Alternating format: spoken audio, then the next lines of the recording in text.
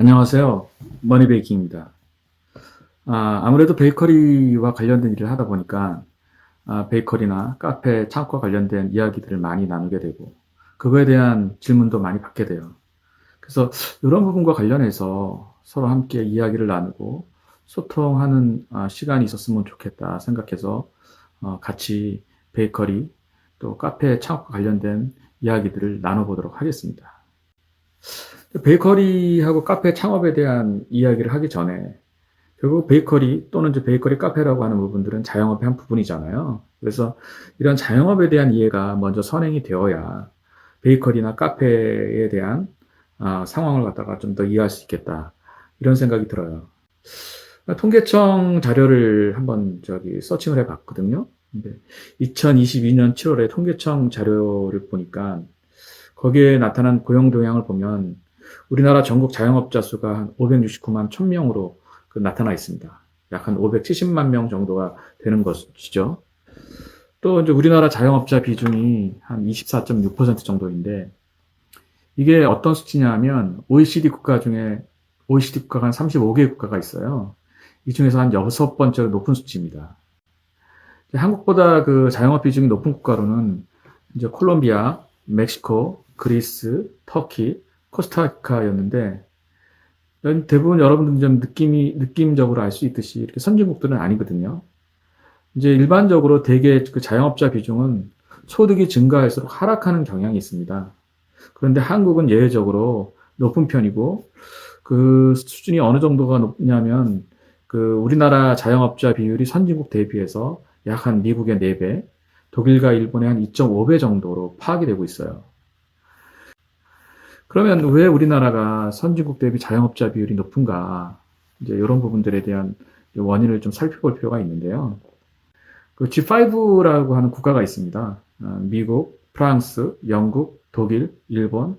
이제 지금은 뭐 G7, G20까지도 발전을 했는데 5개 그 최초의 선진국들이라고 이제 분류된 나라들이죠.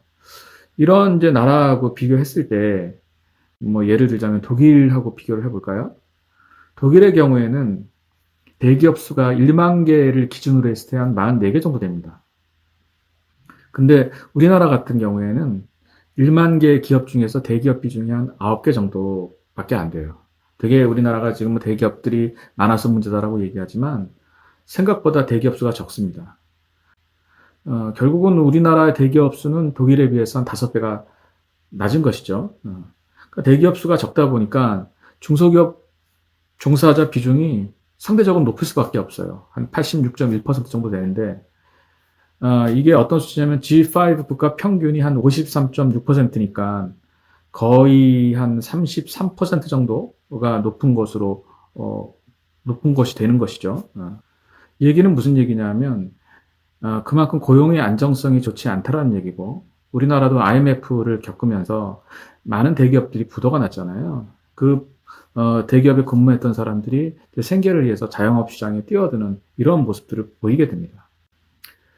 그러면 자영업 평균 그 창업 그 준비 기간하고 창업 현황은 자금 현황은 어떤지 마찬가지로 그 2022년 통계청 자료를 갖다가 좀 그 조사를 해보니까 우리나라 자영업자의 한 절반 정도가 창업 준비 기간이 한 달에서 한 3달 정도밖에 안 돼요.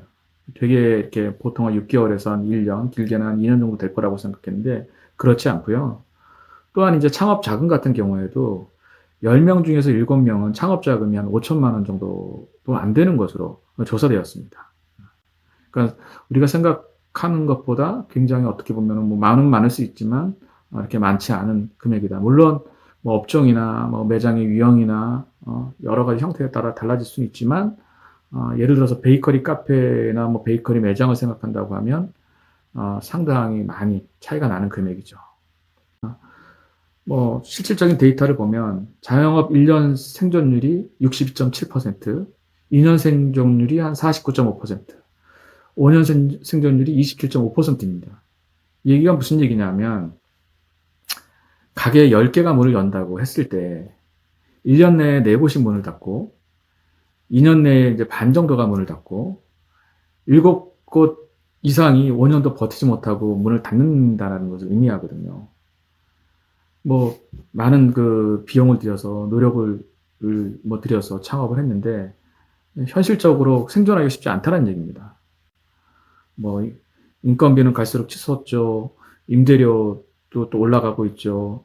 더군다나 좀 뭐 처음엔 좀 되는 것 같다가도 좀 뭐 물론 좀 된다 싶으면은 주변에 생기는 그 경쟁 점포들이 이제 하나둘 생기게 되고 이런 부분들은 현재 매장을 운영하거나 창업을 하시는 분들도 뭐 거의 뭐 상수로서 생각하고 창업을 준비하거나 매장을 운영한다고 볼 수 있습니다.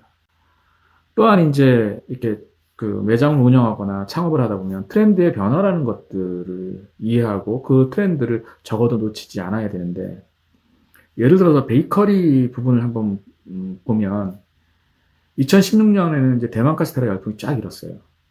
그 다음에 이제 2018년에 식빵 전문점, 2020년에는 이제 크로플, 뭐 2021년에는 도넛, 2022년에는 소금빵, 그 다음에 이제 금년에는 뭐 생크림빵이나 베이글 뭐 이런 식으로 그 좀 트렌드가 좀 변화가 되고 있거든요. 그러면 당연히 창업을 준비하거나 기존에 매장을 운영하거나 하는 베이커리나 베이커리와 관련된 카페나 뭐 베이커리 카페 이런 데도 이거에 맞는 메뉴를 업그레이드 시켜야 되고 뭐 어떻든 간에 그 트렌드에 뒤처지지 않는 일들을 해야 되는데 현실적으로는 현재 매장을 운영하는 것도 뭐 힘든 것이 사실입니다. 결론적으로 보면 창업을 하는 이유가 크게 성공하고자 창업하는 것도 아니고 뭐 가업을 이어받는 경우도 거의 특별한 경우이고 대부분 뭐 생계 유지를 위해서 생업비를 벌려고 창업을 하는 거잖아요. 그런데 뭐 어떤 경우에는 1년 또 반 정도는 2년 하여간 길게는 5년을 버티지 못하고 그 뭐야 문을 닫는 경우가 대부분인 거죠. 베이커리나 베이커리 카페나 카페 관련된 부분도 마찬가지입니다. 그러면 어떻게 해야 뭐 베이커리나 베이커리 관련 창업의 성공 확률을 높일 수 있을 것인가? 같이 한번 머니베이킹을 통해서 고민하고 문제를 해결해가는 그런 시간을 가졌으면 좋겠습니다.